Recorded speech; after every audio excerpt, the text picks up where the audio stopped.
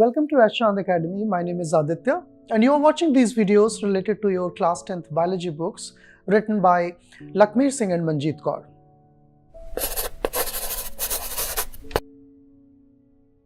So in previous videos, we have been discussing about chapter by chapter discussion of this book, and we have learned up to chapter number 5. और पिछले video में हमने 6th chapter start किया था, that was about natural resources, और हमने natural resources की बात की थी. We understood that why natural resources are important to us and who are stakeholders in those natural resources. कौन स्टेक होल्डर्स हैं, कैसे पॉलिसीज बनाई जाती हैं, and what are the things that have to be considered while making policies for protection of natural resources. So we will continue this chapter again in this video. हम उस chapter को continue करेंगे, management of natural resources को, और यहाँ पर हम दो चीज़ों के बारे में बात करेंगे. The first one is conservation of wildlife. सबसे पहला है वाइल्ड लाइफ का कंजर्वेशन, जिसकी हम बात करेंगे. तो आप जानते हैं कि वाइल्ड लाइफ बहुत ही इंपॉर्टेंट होती है इकोसिस्टम के लिए, जो हम पिछले कुछ वीडियोस में भी देख चुके हैं. If you disturb the ecosystem by removing the wild life, entire ecosystem might collapse. But humans have been fascinated by some of the organisms like snake की जो skin है उससे हैंडबैग कभी कभी बनाए जाते हैं. जो टाइगर की स्किन है इनको भी यूज़ किया जाता है. लायन के जो एलिफेंट के टस्क हैं, एलिफेंट के जो टीथ होते हैं उनको निकाल कर ऑर्नामेंट्स बनाए जाते हैं. So these practices were there for very ancient time when people did not had knowledge about these things as well as when there were plenty of animals. But now gradually with these requirements and a process called poaching, killing of animals for the benefit, the number of animals has drastically reduced because habitats have been affected. So now this has been made illegal. ये जो है अब पूरी तरह कई countries में illegal कर दिया गया है. You cannot take out or you cannot kill any organism which is having a conserved status. अलग अलग ऑर्गेनिजम्स को, अलग अलग स्पीशीज़ की, उनको कंजर्व्ड स्टेटस असाइन किए गए हैं. अगर किसी ऑर्गेनिज्म के नंबर बहुत कम रह गया है, so that is considered to be critically endangered और extinct and wild species. And it is, you will land up in jail and it will be a non-bailable offense if you even kill that kind of organism. उस तरह के organism को अगर मारते हो तो वो बहुत आपके लिए इलीगल होगा, and that can lead to that is an offense actually. So snake skin and tiger skin, these things are very precious, and they were being sold by poachers in the international market, which led to the disappearance of some of the organisms. So now protection efforts have been made. इनको protect करने के लिए efforts बनाए गए हैं. laws have been created. So these are the efforts. Development of laws. Even if some type of wild animal and birds are in abundance today, their indiscriminate killing should not be allowed. ऐसा नहीं है कि जो चीज़ें संख्या में कम नहीं है, बहुत ज़्यादा है, उनको भी अंधाधुंध मारा जाए, क्योंकि वो भी अगर मारे जाएंगे तो वो कम हो जाएंगे. देन नेचुरल जो हैबिटेट्स हैं ऑर्गेनिजम्स के, उनको प्रोटेक्शन दिया जाए. फॉर एग्जांपल सेंचुरीज़ हैं, नेशनल पार्क्स हैं, इस तरह के स्ट्रेटजीज डेवलप की जाएं. Government departments connected with the conservation of wildlife should conduct a periodic survey. लगातार फॉरेस्ट में सर्वे होना चाहिए एक रेगुलर इंटरवल्स पर, ताकि ये पता चल सके हमारे जो नेचुरल रिसोर्सेज हैं उनमें कोई कमी तो नहीं आ रही है. Special attention should be paid to conservation of endangered species. ऐसी स्पीशीज़ जिनका वाइल्ड में उनका संख्या, उनकी नंबर कम हो गया है, उन पर स्पेशल ध्यान देना चाहिए. उनके रिप्रोडक्शन के लिए, उनके हैबिटेट को मेंटेन करने के लिए, उनको पोचिंग से बचाने के लिए स्पेशल एफर्ट्स लगाने चाहिए. Then unauthorised felling, unauthorised cutting of forest trees. So not only wildlife but cutting forest should also be considered illegal, and unauthorized cutting should be penalized. क्योंकि अगर लोग फॉरेस्ट काट लेंगे तो उससे हैबिटेट डिस्ट्रॉय होंगे, उससे एनिमल्स भी खत्म हो जाएंगे. In the case of government authorized felling of the trees, for every acre of the forest cut down, equal area of land should be planted with saplings. तो अगर कहीं बड़े एरिया में फॉरेस्ट हटाए जा रहे हैं, फॉरेस्ट कट किए जा रहे हैं, तो उसी के इक्विवेलेंट एक एरिया में नए प्लांट लगाए भी जाने चाहिए. These are some of the suggestions and some of the strategies which can help in maintenance or remediation of the wildlife or the resources damage that has happened due to the human activities. Now the next topic here in the resources is water. You know that water is important for life, including the drinking water particularly. Although we have a large part of the earth that is covered by water, but not very large part is available for drinking. So drinking water is in scarcity. Drinking water बहुत कम है, and if you use it rampantly, if you waste it, then there may be even deficiency or scarcity of the drinking water. ऐसा हो सकता है. In many cities you might have seen during the summers or during the hot seasons, there is a scarcity of water. So this is a basic necessity and we require fresh water. We do not use salty water for drinking purpose. Oceans का water हम use नहीं कर सकते हैं, तो इसलिए पानी का conservation जरूरी होता है. और जो fresh water है, जो drinking water है, उसका एक major source या तो रेन होता है या फिर अंडरग्राउंड वाटर होता है. और underground water is also replaced by rain, वो भी रेन से ही रिप्लेस होता है. So water is very very important for all of us and it must be considered as a natural resource which must be conserved, specially when we are talking about drinking water. So in many areas there has not been rain for long time. कई सारे areas हमारे ऐसे हैं country के या across the world जहाँ पर rainfall बहुत कम होता है. For example the desert areas. So वहाँ पर बहुत सालों तक बहुत कम बारिश होने की वजह से underground water जो है वो almost ख़त्म हो गया है. So you will find scarcity of water. If you happen to visit Rajasthan sometimes, especially in the desert areas, you will find scanty water over there. वहाँ पर water की कितनी importance होती है ये आपको शायद समझ आ सकती है. You can see people standing in a queue waiting for their turn to fill their vessels with water. So in order to supply water to different regions which are devoid of water, there is one strategy that can be used, that is making dams. हम dams बना सकते हैं और dams बनाकर पानी को distribute किया जा सकता है. So what a dam is, basically it is a structure, a concrete और structure made up of mud और सॉइल और reinforced mud. So where you stop the water from a river on a large scale, which result in the formation of a large lake, and then water from sides can be distributed into canals.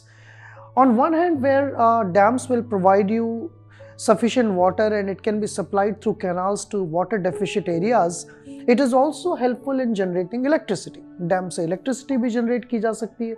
You can see in these small videos, यहाँ पर आप video में देख सकते हैं कि किस तरह से डैम से पानी गिर रहा होता है तो उससे टरबाइन चलने से बिजली बन जाती है और डैम से कैनाल्स निकालकर उन कैनाल्स की मदद से पानी को अलग अलग जगह डिस्ट्रीब्यूट भी किया जा सकता है. Now if we talk about some problems which are associated with construction of dams, dams बनाने से जो कुछ प्रॉब्लम्स एसोसिएटेड हो सकती हैं, जैसे कि आपने कुछ फेमस प्रोटेस्ट्स के बारे में सुना होगा. टेहरी में एक बहुत बड़ा डैम बनाया गया है, टेहरी डैम. नर्मदा पर एक डैम बनाया गया है. सो these proposals of these dams were met with protest from the local people. So whenever a dam is being constructed, although it is for benefit, it might have some ill effects, especially on the wildlife and local people. So what kind of problems are associated with construction of a dam? One is a social problem. When you are constructing a high-rise dam, जब एक बहुत बड़ा dam बनाया जाता है तो उसकी वजह से जो रिवर का लेवल है उसके पीछे वो कई मीटर्स तक बढ़ जाता है. तो अगर रिवर के किनारे कुछ विलेजेस हैं, कुछ गांव हैं, तो उनमें जो भी सेटलमेंट है उसको पहले से हटाना होता है.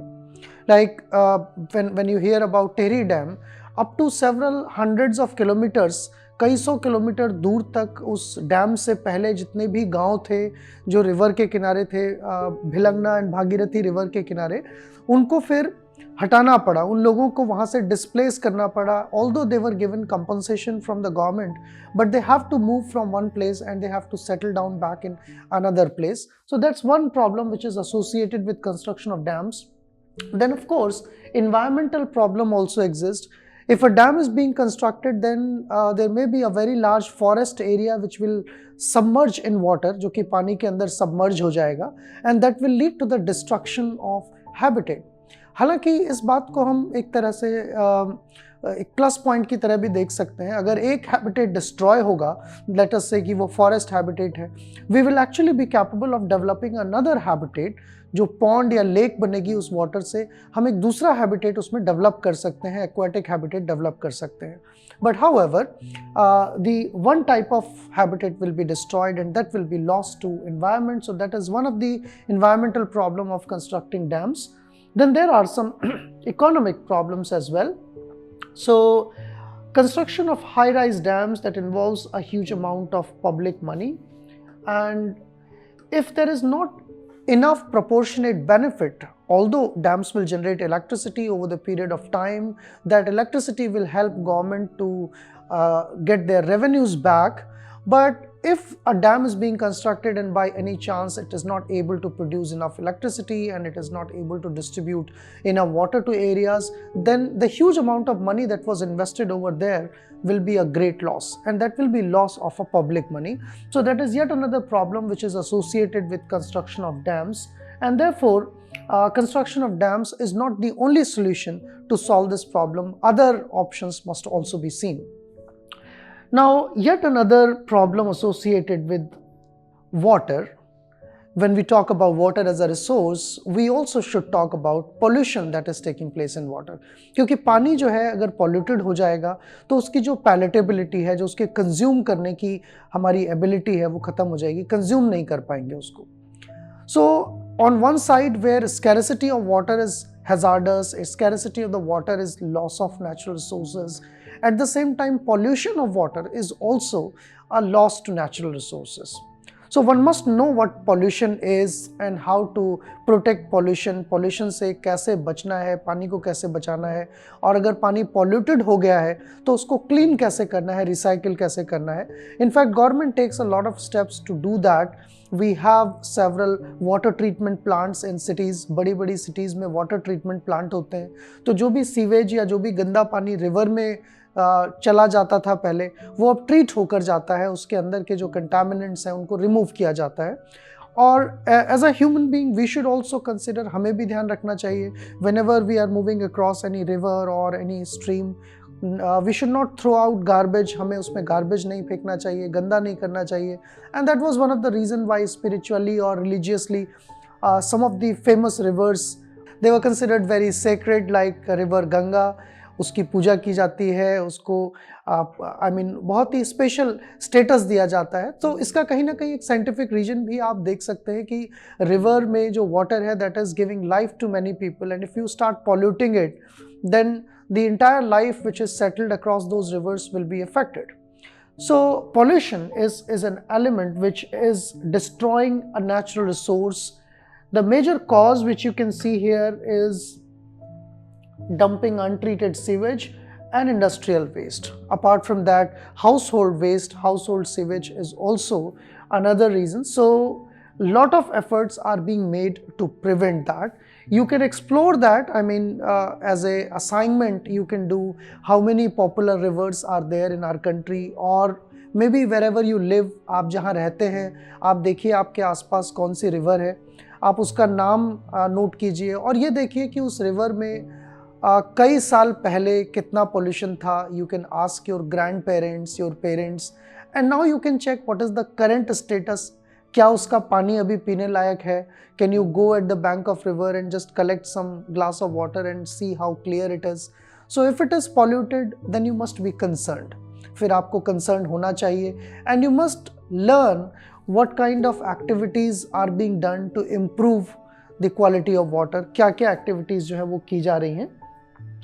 तो कौन कौन सी चीज़ें हैं, कौन कौन से कंटामिनेशन हैं जो वाटर में प्रेजेंट होते हैं, और कैसे हम वाटर की क्वालिटी, वाटर की अमाउंट को इम्प्रूव कर सकते हैं. We will see all those things after a short break.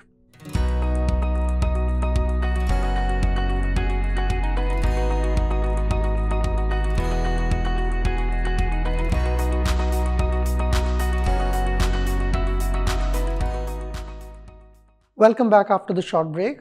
Break से पहले हम बात कर रहे थे कि वाटर में जो पोल्यूशन है वो किस तरह से नेचुरल रिसोर्सेज को डिस्ट्रॉय करता है and what are its main causes. So two important things that can pollute water, one is industrial waste and the second one is household sewage. जो सिटीज़ से, जो अर्बन एरिया से sewage जाता है पानी में, वो उसको वेस्ट कर सकता है. और दूसरा जो है that is industrial waste. If it is dumped directly into the rivers और water bodies, it can destroy water as a natural resource. What else it can do, if you look at the next page of the book, अगर आप अगले page पर जाएंगे तो आप देखेंगे कि पानी में जो पॉल्यूटेड वाटर है उसमें कुछ माइक्रोब्स ग्रो होने लगते हैं, लाइक कोलिफॉर्म बैक्टीरिया, और उसका जो पीएच है वो भी चेंज होने लगता है.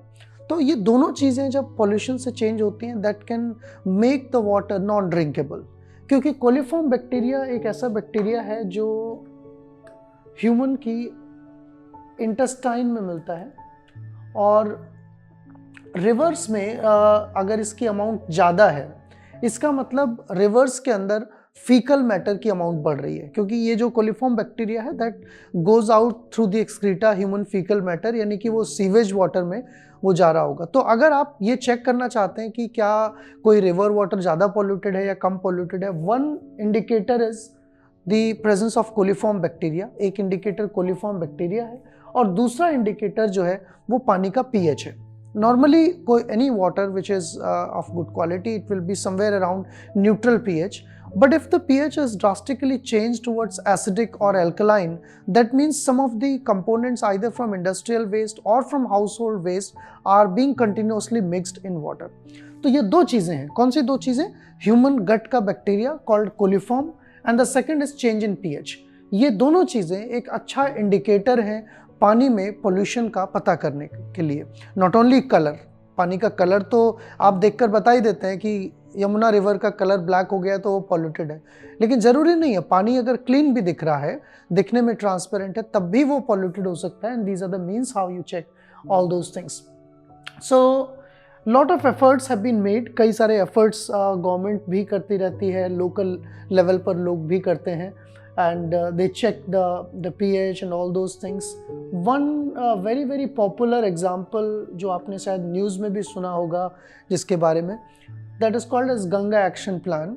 Now it has been transformed after several years, called Namami Gange project. So this Ganga Action Plan was launched in 1985 to clean the river Ganga and make it pollution free.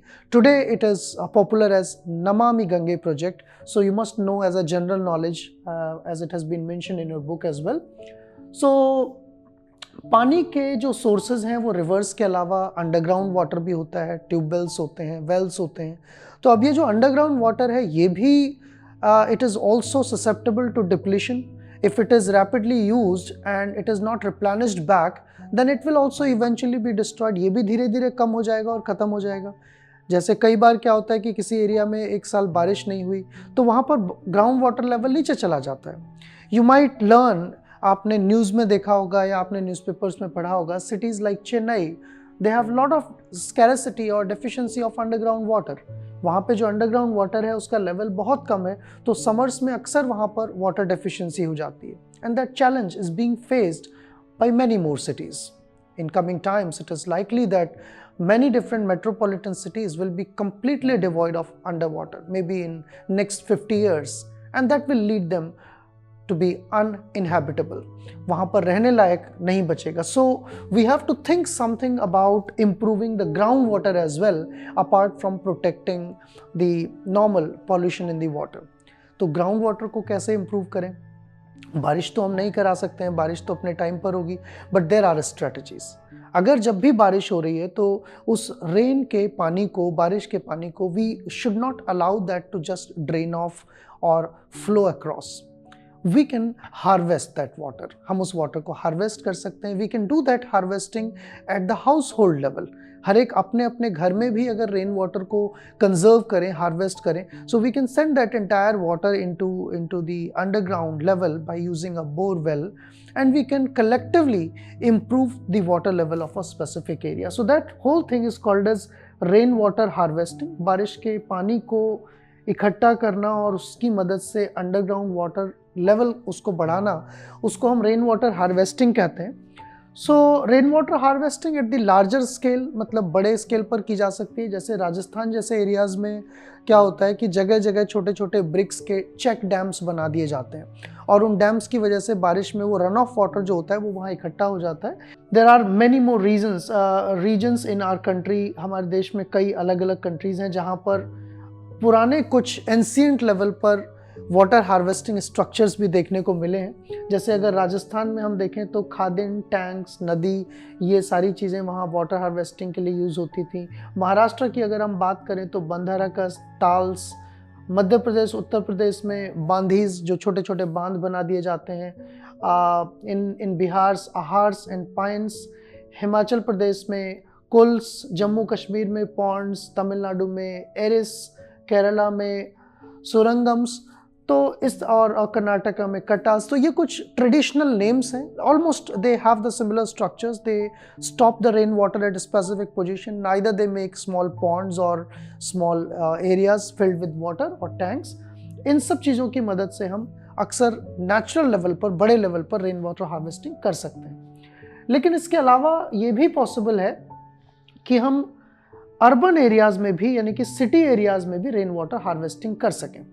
ये एक example आप यहाँ पर देख सकते हैं in this picture कि किस तरह से खादिन बांध बनाकर, यहाँ पर एक छोटा सा ब्रिक का डैम बनाकर, इधर चारों तरफ पहाड़ियाँ हैं, उधर स्लोप है, तो जहाँ पर स्लोप है वहाँ पर एक एरिया बनाकर वहाँ पानी रोक लिया। तो जब यहाँ पानी हम स्टोर करते हैं तो ग्रेजुअली क्या देखने को मिलेगा, that water level in this well will increase. So that is how people do traditionally, historically, बहुत पहले टाइम से historically ये सारी प्रैक्टिस की जा रही थी।